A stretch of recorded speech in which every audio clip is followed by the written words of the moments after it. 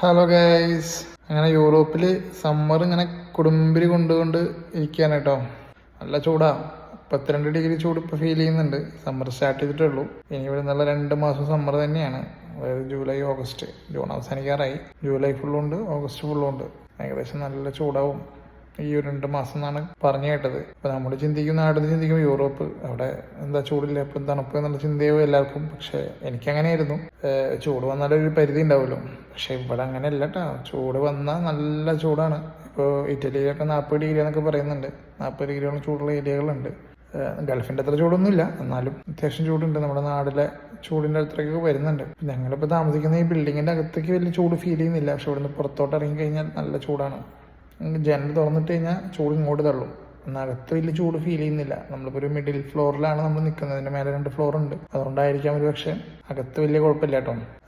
ചിലപ്പോൾ ഇനിയും കൂടുകയാണെന്നുണ്ടെങ്കിൽ ചിലപ്പോൾ നമുക്ക് ഫാനൊക്കെ വേണ്ടി വരും. ഇപ്പം നിലവിലൂടെ ഫാനൊന്നും ഇല്ല. ചിലപ്പോൾ ഫാനൊക്കെ വാങ്ങേണ്ട അവസ്ഥ വരാൻ ചാൻസ് ഉണ്ട്. അപ്പം അങ്ങനെയാണ് ഇവിടുത്തെ വെതറിൻ്റെ അപ്ഡേറ്റ്.